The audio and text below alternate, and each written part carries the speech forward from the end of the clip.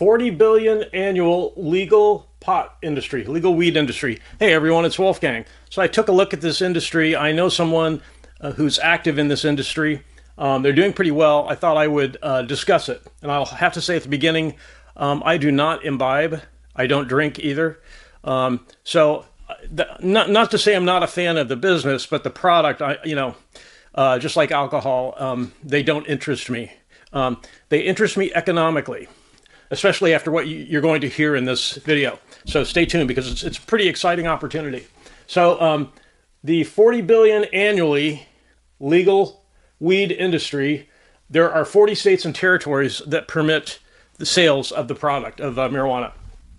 And, related products, like I believe the oil is sold also. And it's still illegal at the federal level. So it's still illegal in the federal government. As far as the federal government is concerned, all of these states and territories, these 40 states and territories that are permitting the sale of the product are violating federal law. So right now it's not being enforced. So if you think about it, there are liquor stores everywhere in this country. Every city and town has a liquor store practically. And eventually it will be the same with pot stores. That's my prediction. It's, it has an aspect to it that makes it socially acceptable, like drinking beer and wine and spirits. So eventually I believe the prohibition at the federal level on pot will go away, and it will be as common as liquor stores throughout the country. Right now we're not there yet, so there's opportunity. There's opportunity in this industry. And that's what makes it interesting to me, is the revenue possibility, the business opportunity. So there are some concerns, though. The federal government right now is tolerating the sales in these 40 states and territories. They're not enforcing federal law. That being said, in the future, in the federal government, a hardliner might be appointed who will start enforcing federal law. So if you compare this to the Securities and Exchange Commission, Gary Gensler, who after the FTX fiasco, FTX exchange collapsed, and a lot of people lost a ton of money. Gary Gensler in the SEC, the Securities and Exchange Commission chairman, started cracking down on the crypto industry, and it became very uncertain in those companies as to what to expect. As an example, when something is illegal at the federal level, like crypto is in some sense, and like marijuana is definitely still illegal at the federal level, technically federal officers can enforce the law if told to do so by a hardliner who might show up in a future government. Because in the U.S., our government changes every 4 to 8 years, right? So Gary Gensler came in with the a Biden administration, and as a chairman of the SEC, when the FTX exchange collapsed, Gary Gensler started cracking down and creating a lot of uncertainty in the crypto industry. The same thing could happen with the enforcement at the federal level of pot laws. So as you think about this opportunity, keep that in mind, okay? So there is also public scrutiny. There's some public scrutiny on the marijuana industry. A common issue is many people in the public object to the skunk smell in public places, and they are petitioning local and state governments to fix it. If you live in a state like California, in California it's legal. Recreational pot is legal. It's also legal in other states like Nevada and Colorado and a bunch of other ones. And people object in California to the air quality, because this is really an air quality issue, right? State and local governments have enforcement ability about air quality. They 100% do. Compared to cigarettes, in times past, you could smoke cigarettes on airplanes. You would get on a jet airliner to fly across the country and you could smoke cigarettes. That became an air quality issue when the public started scrutinizing the fact that, hey, I don't want to breathe in secondhand smoke. So the government started cracking down because of air quality on cigarettes. It became illegal to smoke inside public spaces like restaurants, airplanes, places of work, right? Inside department stores, any place where the public gathers. Air quality regulations came in and said no more cigarettes, right? So the same thing can happen with pot laws, and probably eventually will happen. So if you're outside and you're smoking and it's creating that skunk odor, you could conceivably, the way it would work is you'd be asked to leave, and if you became defiant, then you could be arrested, right? So that's kind of where things are probably moving due to public scrutiny over the air quality issue.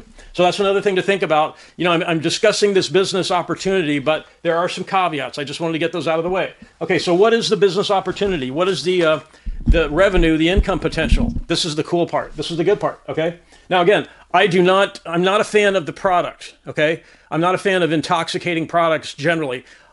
Coffee, okay, coffee's fine. I have a cup of coffee in the morning like a lot of people, but intoxicating products, I'm not a fan of. I have not been a fan of those for a long time. I'm not passing judgment. I'm not saying there's anything wrong with it. I'm just saying, me personally, I'm presenting this in the context of business opportunity, not endorsing the product, okay? So the money to be made is pretty cool. It's a cool story. In Rhode Island, dispensaries, single units, one shop, a pot shop, some of these are making $17 million per year in revenue. $17 million. That blows away fast food restaurants and other small businesses by a mile. That's a lot of money. And on average, across the country, dispensaries are earning between 2 to 4 million annually in revenue. That is better than a lot of fast food restaurant locations. And that's the average. So is it a good business? Yes. These dispensaries are good businesses. Here's why. This is something I bring up consistently in all my videos. How do you know a good business from a business that's so-so? You can ask yourself, is the product or service being sold by the business a need or a want? If it's a want, when there's an economic downturn, that business will suffer. If it's a need, that business will continue to thrive. It may drop in sales, but it will survive. Needs-based businesses survive economic downturns. So a pot dispensary, a medical pot dispensary is a need. People who use pot for medicinal reasons, it's not a want, it's a need. People who, I believe, who use marijuana for if they're undergoing some kinds of cancer treatment, for example, it's a need. It's not a want. So it's a good business. A lot of money to be made per unit, per dispensary, per pot shop, a lot of money, and it's a good business. Now, the recreational side of it, I don't know. Okay, the recreational pot, because medicinal users of marijuana, they must take care to not violate the regulations involving getting a pot card. When you're using pot for medicinal reasons, your doctor will give you a pot card. And I believe the way it works is there are certain regulations you must follow. And one of them is you can never buy pot from the black market. You must always buy from authorized legal pot dispensaries.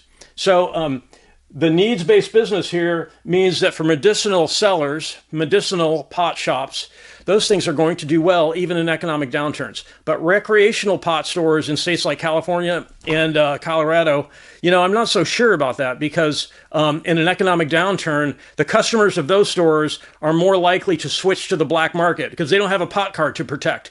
They're just buying it for recreational purposes. So the customer is a little bit different. So the need of this product comes in for legitimate medicinal users, okay? The income varies also with these pot stores depending on state laws and the competitors in the state. As an example, in California, there are a ton of competitors. It's a recreational pot. California's a recreational pot state. There's a lot of competition. There's also a huge black market. So let's talk about the black market. Black market is a competitor to legally authorized pot dispensaries. The black market has been around for many, many decades in this country and is not going to go away. And there's a big reason for that. State taxes and fees will keep black market pot sellers in business forever. Okay, and here's why. Colorado collected $4 billion in tax revenue from pot sales in 2023. It's even more now, 2 years later. In 2023, Colorado collected $4 billion in state taxes on dispensaries selling pot, okay? So what happens, the problem is when states fall in love with tax revenue, they tend to increase it over time. So guess what that does? If you're a medicinal pot user, you're going to pay the tax because you can't risk losing your pot card. If you get caught as a medical pot card holder buying from a black market dealer, then you can lose your pot card. And I'm sure there's discretion involved in that at the in the courts. There's probably discretion. Your first incident is probably they let you off. The second time, maybe they take your card away. But in general, these taxes and fees that states impose on pot dispensaries will keep the black market open, because pot smokers will say, if I can get the product cheaper and I'm not using it for medicinal reasons, so I don't have to protect my pot card, I'm going to buy from the cheapest source. And that's going to be the black market most of the time, because states making this kind of tax revenue, all they want to do is increase the taxes. And if you look this up online, you will find that they're planning to increase taxes on pot sales. So that's the problem with government and taxing sin products like alcohol and tobacco. You know, the tax on cigarettes is extremely high, and there's taxes on alcohol. So those are discretionary, sin products, basically. So there's some things I could not fit on the board here. So there's a banking problem for pot dispensaries, okay? Going back to the beginning, marijuana is still illegal at the federal level. Okay, so banks like JP Morgan, Bank of America, Wells Fargo, these are federally licensed banks. And that means to keep their federal license, they cannot be caught doing business with any business. They cannot be caught having customers who are engaged in activities that are illegal at the federal level, which includes pot dispensaries. So the big banks cannot allow pot dispensaries to set up business accounts. So pot dispensaries, both the medicinal type of pot dispensary and the non-medicinal type in states like Colorado and in California, they cannot. They have no option to set up business banking accounts. So they run the shops in cash. It's a cash business. And that makes it a little bit dangerous for obvious reasons. If you can't, the friend I have who's working in the industry, he's working at a large dispensary business. They have many, many locations. And one of their locations makes $2 million, I believe, in a week. And they cannot make bank deposits with that money. They can't take those deposits and put it in the bank. So that presents a problem. Okay? So the banking problem for licensed pot dispensaries, the state can say, the 40 states and territories can say, you're free to operate your dispensary. You're free to make sales and to cultivate marijuana. The states can say that, but the states cannot tell banks to allow these stores to use the bank for business banking accounts. That's because the banks are regulated at the federal level. So it's a big problem for pot stores. I don't know how that's going to be resolved, because unless they change the federal law, the banks are never going to deviate from that. They have too much to risk. If you think about it, the size of the marijuana industry compared to other businesses, all the other total businesses that these banks, have relationships with, business relationships with, it's not worth it. The pot business is too small. It's not worth risking everything else. So they're probably going to have to change federal law, or the dispensaries will remain unbanked, operating in cash, which is a little bit dangerous. So I'm trying to present the whole picture. The revenue per store, cool, is great. The fact that it's a needs-based business for medicinal purposes is great. But there are some caveats. And I've discussed these. At the federal level, the government can have a hardliner come in.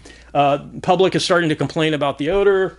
And black market competition is always going to be a problem. And one last thing that is an issue, okay, with this opportunity. It's a great business opportunity. That being said, startup costs are high. Okay, so $250,000 to $750,000 to set up a new dispensary is not uncommon. So if you have $250,000 to $750,000, you're in the ball game to be able to establish your first dispensary. That's a lot of money. Most people cannot come up with that. They'll have to find investors. Okay, let's say that you are able to come up with the $250,000 to $750,000 to create a new. That's just one unit, a single pot dispensary unit. It will take up to 2 years from the first day you start with going through the process of getting your license to operate to being able to open your doors for the first day of business. 2 years. In some states, it can take up to 2 years. There is a lot of legal scrutiny imposed on pot stores, particularly in states that do not allow recreational pot sales. California, they're still strict, but there are states that will allow only medicinal pot, and those states are really careful about who they allow to work in that business. And if you think about it, the industry has the hangover of a black market for many decades. So the states are trying to keep that element out of the medicinal pot industry in their states. So 24 months of being scrutinized by the state regulators before you can open up your doors, 2 years, possibly that long, and $250,000 to $750,000 per unit. So the monthly recurring costs on average to operate a single unit, $75,000, right? So if you're running a needs-based business, okay, fine. But if you're operating a recreational-based pot store and an economic downturn hits, guess what? Those customers will switch to the cheaper alternative, which is the black market, because the black market now has to compete with these legally authorized, at least at the state level, pot stores. So what the black market has done, apparently, to compete. What do most competitors do? They compete on price. That's part of the way they compete. They compete on price. So if you're operating a needs-based business, a medicinal pot dispensary, paying $75,000 a month in recurring costs, doable. Okay, but if it's a recreational pot store, you can predict in an economic downturn you're going to lose a large portion of your customer base, because recreational pot smokers, ask yourself this question, and I'm not going to answer it. You can answer it for yourself, but ask yourself this question: how economically productive are long-term chronic recreational pot users? I'll say that again. How economically productive are long-term chronic pot users? I'm not passing judgment, but if you've been around for a while and you have a large network of people who have kids who are chronic users, you can sort of see their lifestyle. If you operate rental property, we have been operating rental property for a long, long time, and we've seen this with our tenants. So the economic productivity of long-term chronic recreational pot users is different sometimes, not always, but sometimes is different from people who do not use marijuana. I'll leave it at that. Okay, so I think you can sort of get the gist of what I'm saying. And again, I'm not passing judgment. It's the same with drinking beer, drinking wine, drinking whiskey. Long-term chronic drinkers, you can compare their economic productivity. How much do they earn per year in their job? How many times have they been laid off or fired? That sort of thing. People who drink a lot, they can run into issues too, right? So the intoxication part of it, the recreational side of it, is different from the medicinal side of the business. I think the opportunity with pot dispensaries is the medicinal side. It's a legitimate use. It's a legitimate need. It serves the public. The customers tend to stick to the rules, play by the rules, and stay away from the black market. Probably not all of them, but they take a risk of losing their legal right to buy weed if they start buying from the black market. So I think the opportunity in this industry, if you look at these numbers, these dispensaries are doing pretty well. I think it's in the medicinal marijuana side, even in states that allow recreational use, because of the black market competition in those states. So I just want to say something as a point of comparison. If you sort of freaked out about the startup costs, the $250,000 to $750,000 to open up one dispensary, you can compare that to what the owners tend to make. Okay, owners of single dispensaries will take home anywhere between $100,000 to $1.2 million a year in income. So it's a great opportunity. That's what I'm saying. It's a great opportunity. $100,000 to $1.2 million in take-home income, depending on a lot of factors. How much competition is there? What state are you operating in? How long have you been in business? How many customers do you have? So, but if you compare the lower end of that income opportunity, a lot of service businesses like painting, drywall, people who hang drywall for a living, plumbers, carpenters, electricians, they make that kind of money too. $100,000, $200,000, $300,000, $500,000 a year. Some of those guys are making very decent take-home money.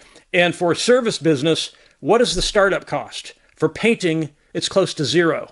Okay, I know someone very well who runs a painting business. He's been making six figures for a very long time. His startup cost was next to $0. Okay, so you have to look at this in comparison to other opportunities. But I believe it's a great opportunity. The needs part of this, not the recreational side. Again, that's just my opinion. But people who need medicinal marijuana because they're undergoing, cancer treatment or something, you're really helping those people out. So I think it's a great opportunity. It pays well financially if you can come up with the startup costs. So if you have any questions about this, I'd be happy to answer any questions. And I really want to thank everyone for watching, and have a great day.